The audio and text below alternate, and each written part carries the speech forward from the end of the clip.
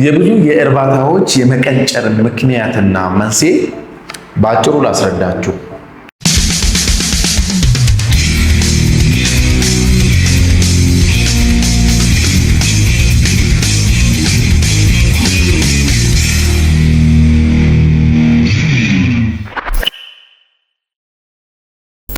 ሰላም ጤና ይስጥልኝ። እንዴት ከርማችኋል? ውድ የቻናላችን ተከታታዮች፣ እኔ ዶክተር ተክሌሽ ፋራው ነኝ፣ የትረስት አግሮ ኮንሰልቲንግ መስራችና ስራ አስኪያጅ። ታዲያ ዛሬ በዩቲዩብ ፕላትፎርም ደግሞ ወደ እናንተ ይጠቅማል እንዲሁም ደግሞ ያነጻችኋል ብዬ ያሰብኩትን አንድ እጅግ በጣም ወሳኝ ሀሳብ ይዤ መጥቻለሁ። ይህም ሀሳብ እንግዲህ የብዙ የእርባታዎች መቀንጨር ምክንያቱ ምንድን ነው? እንግዲህ እኛ እንደ ተቋምም በግለሰብም ወደ እርባታ ውስጥ ከመግባታችን በፊት ሀገራችን በተለያዩ የእርባታ ሂደት ውስጥ ግለሰቦች፣ ድርጅቶች በብዙ የእርባታ ሂደት ውስጥ ዘመናቸውን፣ ጊዜያቸውን አሳልፈዋል። ነገር ግን አሁንም ይህ ሴክተር እንደሚጠበቀው የተሻሻለ ያደገ የዘመነ ለመንግስትም ብሎ ለሀገር የተሻለ ገቢ የሚያመነጭ ሴክተር ሆኖ አይታይም።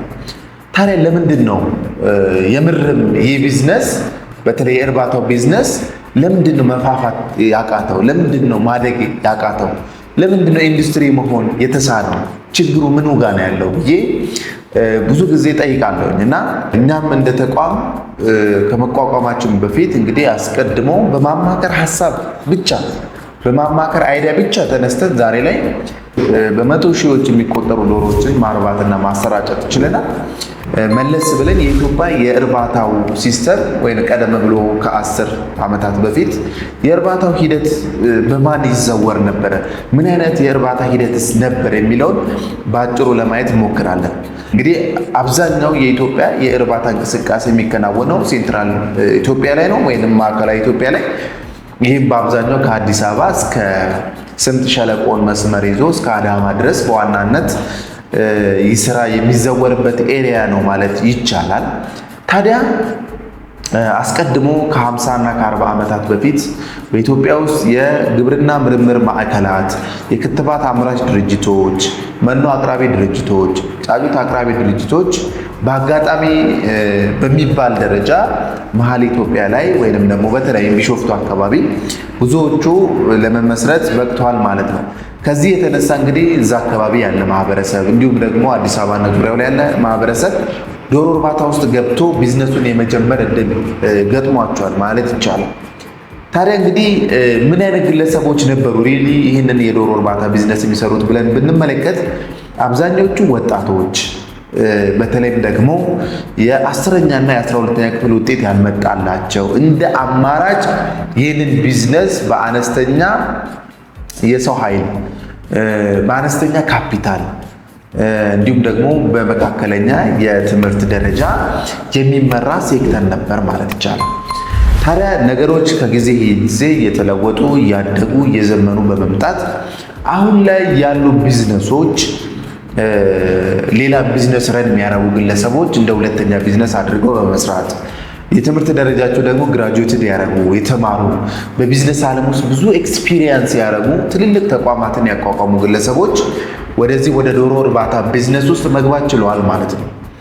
እስቲል ታዲያ አሁንም ይሄ እድገት መልካም ሆኖ ሳለ አንድን ቢዝነስ የሚያስብለው ቢዝነሱ በራሱ ሳይሆን እዛ ውስጥ ኢንቮልቭ የሚያደርጉ ሰዎች የትምህርት ስታተሳቸው ቢዝነሱን የሚመለከቱበት ፐርስፔክቲቭ ወይም ፐርሰፕሽን የምንለው በጣም ወሳኝነት አለው ማለት ነው።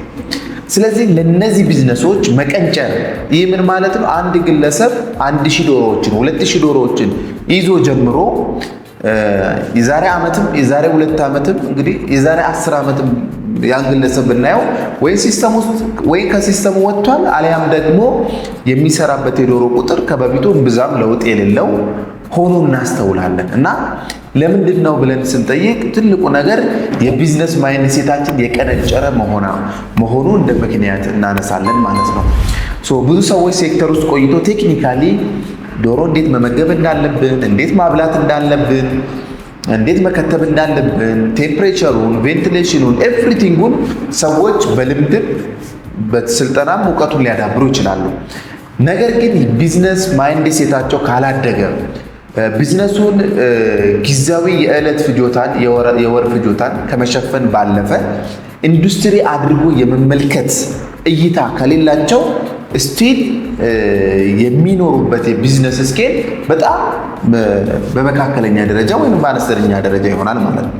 ስለዚህ ቢዝነሳችሁ ከ1000 ዶሮ ወደ 5000 ዶሮ ለማሳደግ የሚያስችላችሁ የዶሮ እርባታን ሳይንስ ማወቅ ሳይሆን የቢዝነስ ማይንድ ሴትን ማደግ ያስፈልጋል። ኢንተርፕረነሪያል ስኪል ወይንም የስራ ፈጠራ ክህሎት ማሳደግ መቻል አለብን ማለት ነው። ስለዚህ ቢዝነስን እንደ ቢዝነስ የሰው አመራር፣ ፋይናንሻል ማኔጅመንታችን፣ ማርኬቲንግ ማኔጅመንታችን፣ እርባታችንን ደግሞ እንደ ካምፓኒ አቋቁሞ ብራንድ አድርጎ ብዙ ሰዎች ጋር እንዲደርስ የማድረግ ስራዎችን ባክዋርድም ፎርዋርድም ደግሞ ማርኬታችንን እስከ ሆቴሎች እስከ ሬስቶራንት ድረስ የምንሰራበት ነገር የሰው አይምሮ ውስጥ የሆነ ከለር ፈጥረን ብራንድ አድርገን ቢዝነሳችንን ለዘመናት ለትውልድ እንዲሻገር አድርጎ የማሰብ እይታ የሚመጣው ከኢንተርፕረነሪያል ስኪል ወይንም ከማይንድ ሴት ነው የሚሆነው ማለት ነው። ስለዚህ ለዚህም ነው ድርጅታችን ሁልጊዜ የእርባታ እውቀት ወሳኝነት አለው፣ ምንም ጥያቄ የለውም። ከዛ ባለፈ ግን የቢዝነስ ማይንድ ሴታችሁን ማጎልበት አለባችሁ ማለት ነው። እንግዲህ ሀገራችን ውስጥ በጣም በርካታ የማይንድ ሴት መምህራን፣ ኢንተርፕረነሪያል ስኪል የሚያስተምሩ በጣም በርካታ አንቱታን ያተረፉ ሰዎች፣ ግለሰቦች፣ ተቋማት አሉ። እነሱ ጋር በመሄድ ይህንን ችሎታችሁን በማዳበር ዛሬ ላይ በ1000 ዶሮ የጀመረ ሰው የዛሬ 2 ዓመት 3 ዓመት 10,000 እንዲያደርግ፣ በ10,000 የጀመረ ሰው ደግሞ 100,000 እንዲያደርግ፣ በ100,000 የጀመረ ደግሞ 500,000 ማድረግ ይቻላል ማለት ነው። ስለዚህ እኛ ኢትዮጵያውያን ይህ ነገር ደግሞ ለእኛ ይገባናል። በነገራችን ላይ እጅግ በጣም ይገባናል። ህዝባችን ዶሮና እንቁላል መመገብ አለበት።